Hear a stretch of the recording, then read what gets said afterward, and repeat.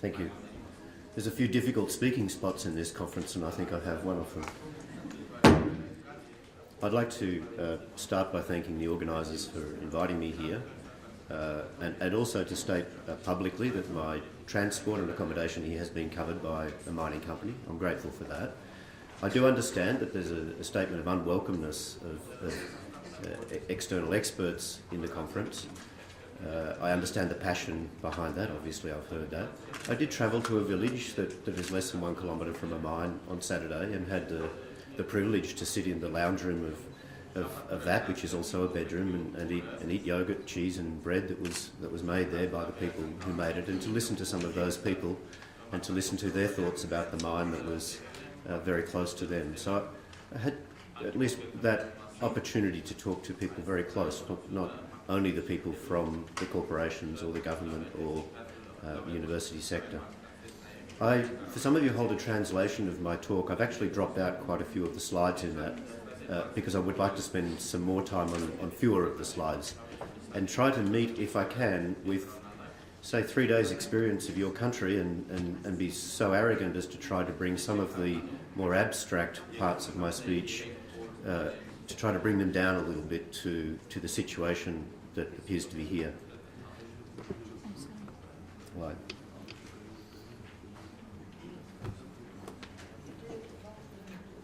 That's not a good start, so hopefully we don't have a font issue that goes right through every slide. Seems we do, seems we've got a big problem here. So you'll have to figure out the outline after I'm finished. That wasn't one of the slides I meant to drop out. I wanted to start here. I wanted to start at a very general high level. This is Maslow's hierarchy of needs, or one of the examples of Maslow's hierarchy of needs. And this really is... Certainly. I don't usually get told to speak more softly, more loudly rather. I'm usually told to be quiet. Maslow's hierarchy of needs is one of the accepted ways of representing the way that human needs essentially are in a hierarchy from, as you can read here for those of you who are reading in English or those who have the translation, where the fundamental needs that many of the things that Anna just spoke about in human development are right at the bottom of that pyramid. Very close to the bottom of that pyramid, of course, is shelter, is the infrastructure, that next level. Now that next level is supplied by mining. It's supplied by mining globally. So to have human development, you must have the products of mining. It's obvious. It's only a question of where it comes from, and then how you develop those higher levels. This hierarchy of needs has not been deeply questioned. It has been through deep questioning, but has maintained relevance over a very long period of time. I think I may have the wrong date. I think 1938 was when this was first posed. So where is it coming from? What is the dependence of mining around the world? So of all of the things that we have, they have to come from somewhere. And this is where they're coming from. So you see here a dependence of, or a proportion of the economy of the countries around the world that is involved with revenues from mining. So just keep this map a little bit in mind when I'll show you another global map in a moment of GDP. There's a paradox around mining, that as mining improves its practices around the world, there's an increasing prevalence of conflict associated with mining around the world. This seems a paradox. Now, if we think about this, if you think about it from the corporation's point of view, the executives and the people in the corporation, they see a continuous improvement view. That is, they continue to do things better than before. However, if you have a community view of that, you have an expectation side of that that's rising faster than the rate of change from the industry on the ground. And the reason for that is the movement of information. So the expectation is set on all of the possibilities, not necessarily what's even the priority needs in a local area. Even if you do have great dialogue, even if you do have great input, you can't have everything everywhere. That doesn't make sense. And I'll come back to this again a little later. Conflict is prevalent around the world. There is an example here from Africa. There is an example here from Latin America. There is an example here from Australia, and there's an example here from Armenia from yesterday.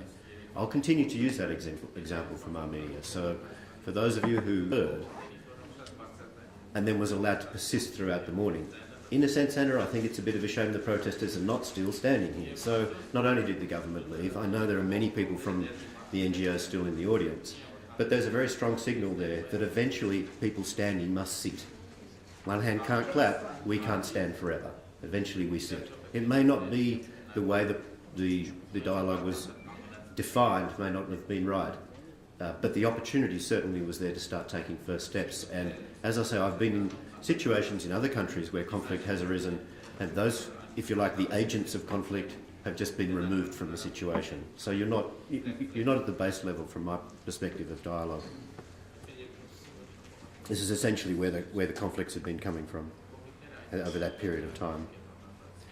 So I'm going to use sustainability, and I'll defend the use of the term sustainability on the simple grounds that I don't hold necessarily a view of the way I would like to see the world. I hold a view that attempts to describe the world I see, which is quite different. We know this definition. We don't often put this definition with these sub-statements here, which is around the concept of needs.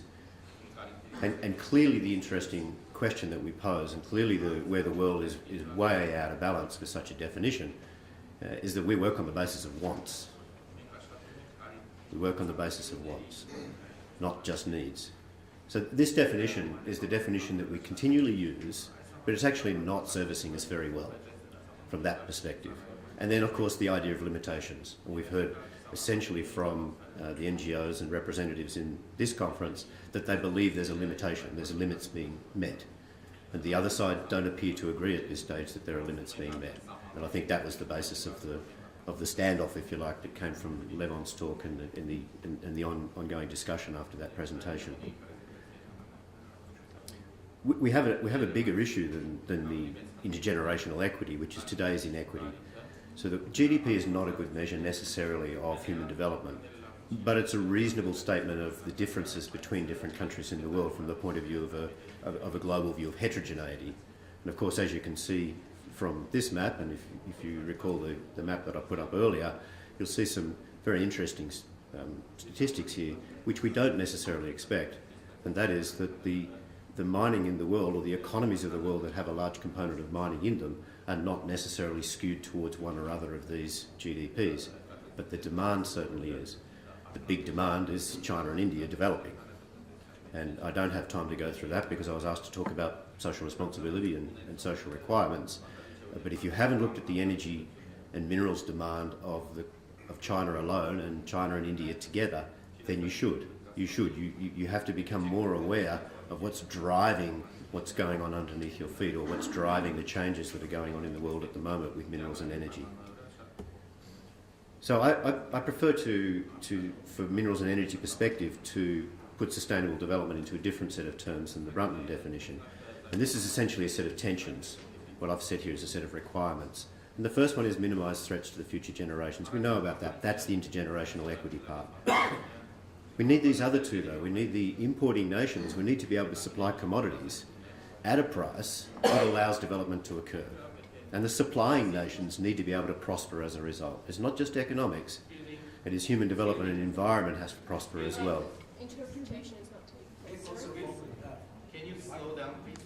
I can slow down. I'll look at you every now and then and see if I get a smile. And then the fourth one that people feel some stress about is that the discovery and transfer agents, they have to prosper. And in many places around the world, they have shareholders, they're companies with shareholders, and they need to see that in terms of profit. What we're seeing a shift in the world, undoubtedly seeing a shift in the world, and EITI is by no means the only example of this, is that we are beginning to see corporate executives understand that it's not just next week's share price, that there's a medium-term view of the value of the company that requires more than the short-term cash flow thinking. And that's where we're seeing values and principles stated by companies. You may not necessarily like or see sufficiency on the ground in a local situation, but if you look at a global situation, the continuous improvement that I've spoken about is definitely worth being aware of. what kinds of things are available to what communities around the world as a result of mining, and therefore what are reasonable local expectations, and then what processes you might need to get those. The little frogs that jumped around there are what I call the things of common responsibility across all of those. There's a large tragedy of commons if we're not careful. I raised the issue yesterday of cumulative effect. In cumulative effect, we don't want to take responsibilities for the things that occur as a result of the multiple activities that are going on, because it's not me that's directly responsible for the accumulation. And that's a big challenge for us, and we've seen that come up, I think, already. So how do we relate this to mining?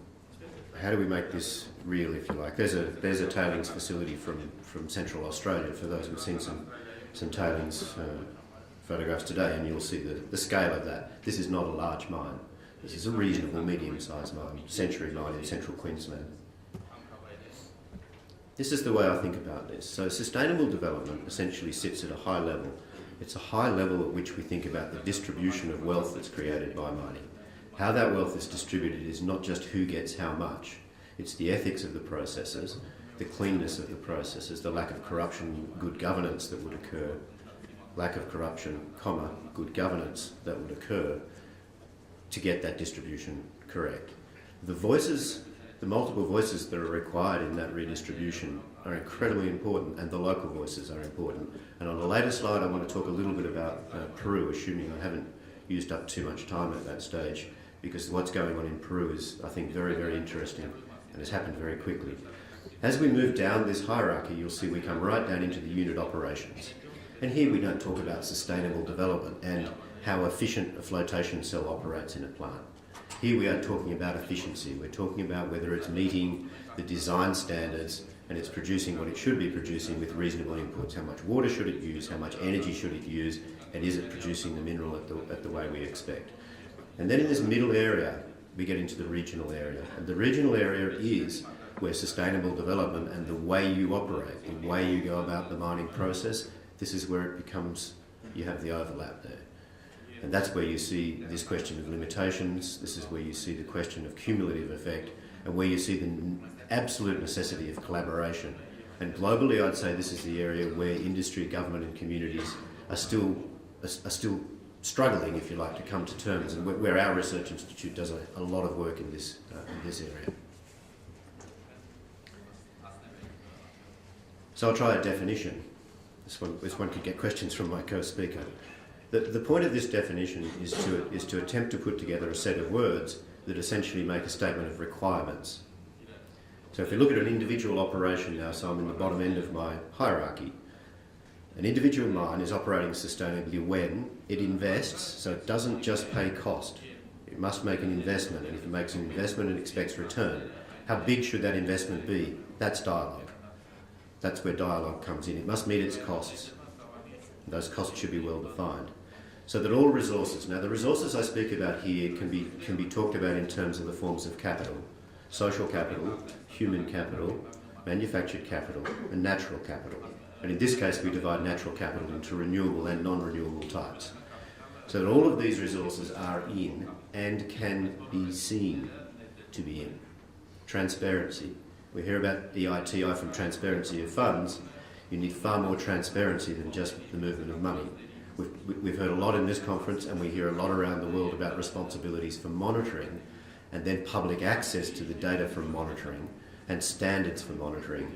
This is an area that's very well developed in different countries around the world, and I mean, you should adopt a good model there and then ensure through various processes that it's being done. You need certified laboratories, you need trusted consulting companies whose reputations are at stake if they are not providing good monitoring information to government, to mining and to society. The transparency is critical. So our in-end can be seen to be in a state that the company reputation delivers enough shareholder, government and community confidence. We lack confidence in the discussion at the moment, so I'm providing some focusing words. How do you gain confidence? We've heard a lot here about trust. I'll have a slide in a little while that says perhaps trust comes a little bit later. Perhaps trying to leap to trust is quite a long way to go. I trust my brother. I trust my family. I trust some friends.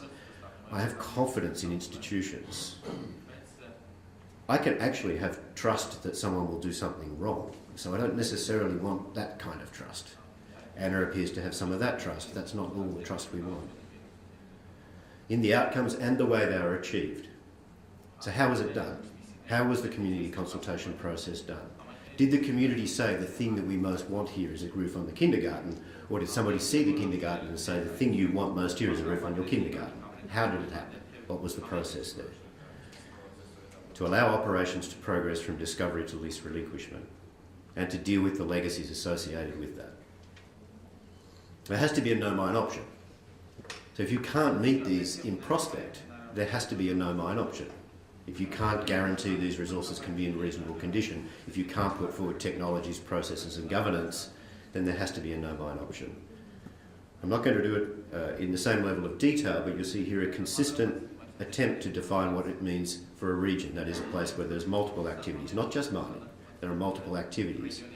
We can be a bit romantic about agriculture, but if agriculture is going to be a pathway to development through as a primary production engine of a country, then look at the USA, Canada and Australia and look at industrial agriculture. Industrial agriculture has many, many parallels with mining. It's not a romantic thing where people walk around and kick the dirt and crops happen and love of the earth is fundamentally different. It's an industrial process that produces, it uses nutrients and inputs, it has outputs and it has a whole series of issues. So if you're working in an area where there is agriculture, you must deal with these two things together. You mustn't separate these two things. Similarly with manufacturing and similarly with cities. So we talk here about licences. And there's been some discussion in the conference about a number of these. So conventional approval to proceed with investment is the first licence. So a company's not interested in a project or can't get interested in a project if it can't get the funding to do so, either internally if it's a huge company or obviously from a financing agent like the World Bank. You need the formal legal approval of governments via regulatory processes. They have to be good processes. If you hold a licence that's not a good licence, then you've got to be very careful about the way you operate in holding that licence. And I think Anna covered that with great clarity in the last speech. I've called here the acceptance by, or at least acquiescence, of local communities. I think acquiescence is not sufficient. But, as I said, I'm trying to describe here and put some frame around the real world, not necessarily the world as I would like it. And the free, prior and informed consent really is what we're beginning to see as a standard. We are beginning to see a lot of challenge in defining free, prior and informed consent and operationalising that. But it's a very healthy and strong discussion that's being had globally on that issue. So you can see that the three formal licences here are struggling. They're struggling because the existence of the need for social licence defines problems with the formal licences. Now, why would that be? And that would be even without any corruption. Governments have a stress point over the development of resources if their economy depends on resources. So governments have the drive to develop. They want to develop well. My country is exactly the same. I showed you a conflict example from gas in my country. So the resources are needed, the financial resources are needed to maintain the quality of life, in our case, not necessarily develop our country. And so they have a conflict in there. They try to use good governance processes, but they have a conflict. So you have essentially a company that wants to develop, a government that wants to see development. It has governance processes that help control that. And society is saying, we think that there's more needed. That's clear. That's why the social licence term has come. That's why free, prior, informed consent is with us. It's not just a developing country issue by any means. It's a global issue, how we properly involve community and when to listen to community and when, as a democratic process, the politicians get to decide because it's a democracy, as a previous speaker mentioned. One of the things that's occurring globally to try to deal with this is that essentially non-government responses, where now the mining industry and other industries are looking to meet all kinds of standards that are becoming available, or pseudo-standards, or self-imposed regulatory process. This is where they play into a global picture as a global company, and this is where part of company reputation comes to play. And if the company is not meeting peer requirements, then there's another set of interactions going on there that are very important. The chief executive officers do meet, and they do look at each other in the eye, And they do say, you're degrading my share price by pulling this industry down. Could you please stop that? So there's another force of action there that we're not really talking about. It requires leadership. And leadership from chief executives is incredibly important. If we don't get good leadership of the executives of companies, we can't expect the operators in those companies to behave the way we would like as well. And they're the people who are ultimately making the decisions that create changes in rivers, etc. I wanted to come to this slide and talk a little bit about shared value and social licence, because I think, from my perspective, what I've observed in the last days here is that Armenia in some ways is at the bottom of this maturity here. You've essentially got a situation where you have had a history of mining. We've seen examples of it. There's no point denying that those examples are in your landscape. What the current processes are versus those legacy processes is something that's far less clear. We can see what the prospective ways of mining would be. That's also clear in the conversation. So at the moment you have an issue of really moving towards compliance, but quite clearly you've had operations occurring here that have not been compliant. Now, there's a whole series of speculations that have been spoken about by people in the conference as to why that compliance is not being met. I don't know. I'm an outsider. However, to move towards that level of acceptance by people in communities, compliance, as I said before, has to be seen to be met. It has to be seen to be met. And that's a challenge. You can't start to talk about higher level processes of approval, co-ownership and shared value, these wonderful concepts that people are moving towards, if the foundations are not in place. In other words, you can't leap the maturity here. You actually have to go through the processes. As I say, eventually you can only stand up for so long. Eventually there has to be sitting down, and I don't think that starts with, I now trust you because I sat down with you. It says, what are some simple things we can agree about? Can we get some things in front of us that we might agree about, that we can accept common ground on? Then moving through these other boundaries, the credibility boundary, and see where I put the trust boundary, very high in this maturity journey. But if you really have trust between a community, a company and a government, that's something really to speak about. That's something to be very proud of, and that's something not to expect to get easily. However, legitimacy in compliance, they should be things that you should expect. And if you're not getting compliance from the government and you're not getting compliance from the companies, then Anna, you should scream. You should scream. So if compliance is not coming, the force of compliance is not coming from the government, then Anna, I think you're completely in the wrong headspace when you say this is the wrong place. If the investors and the mining companies are convening a conversation, then in the lack of a government response you want to see, you've got no one else to talk to if you're not going to talk to the people who are taking the action. So if they're taking that action, they're making those decisions, then try to influence those people with the data you didn't bring. Bring the data. Levon brought data earlier. It was very convincing talk when he put data up in front of us and said, this is what I've measured, this has been done by scientific studies. That's a foundation there. Bring the data. Sorry, my gratuitous advice. Finally, another way of looking at maturity. We use this a lot as a way of thinking about sustainability in mining. Where are the companies in a maturity journey here? Are they only interested in maximising revenue? Is that the only goal? Because if that's the only goal, that's an old mining company, as I said before. If they're interested in using the values and principles of the company in moving towards a more efficient place, it's got to be measured, it's got to be declared, it's got to be transparent. You can't just say you're there. You have to be there by declaration, by communication, and by openness. Further up in the maturity is where we're seeing some changes occurring, which is what we call effectiveness. This is where you start to get into connectivity, where you start to look at big synergies, big regional synergies, big value chain synergies, big information synergies. What kinds of policies will make a difference when we start to link things together, and then ultimately embedded decision making. So let's not jump to I'm a sustainable mining company or I'm doing sustainable mining until we can meet the steps required to get there and put the evidence forward that we're getting there. Why do I talk about this connectivity? I talk about it when I come back to the conflict. So I put in front of you here now what the source of the conflicts are. These are these global conflicts that I put forward earlier in the talk. And if you look down the left-hand side there, you'll see how connected things are, how interconnected things are. So there's a real challenge for a dialogue that is in the bottom left of maturity, or the bottom of the social licence maturity journey over a set of issues that are right up there in that connected space, right up there in the difficult, complex problem area. So the idea that you would leap from the beginning of that dialogue to the solution of those big, complex problems in a short period of time is naive. You won't. You'll continue to shout. So if you think of a transition, a journey here, a maturing here of how the dialogue must be, what things must be met along the way, what kinds of agreements might get in place along the way, and when you have one of these wicked problems, they're called wicked problems, they're defined by different value systems and the difficulty of defining those problems. And what you must look for is the small wins. You must look for ways of making progress to begin to build the confidence.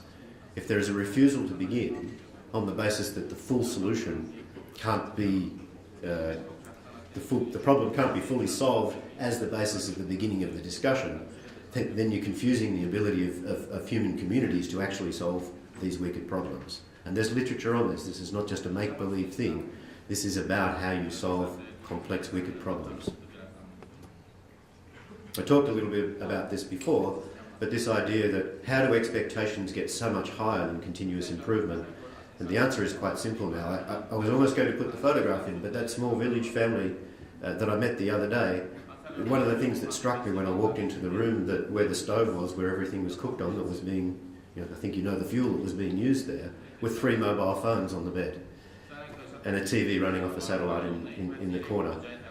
So people are fully connected in the world now. There's milliseconds of connection of information from different places, and that's how we can get this massive divergence of expectation and continuous improvement, as I said before. I think I will stop there, because I think these conclusions were for a somewhat different talk that I prepared earlier. Thank you.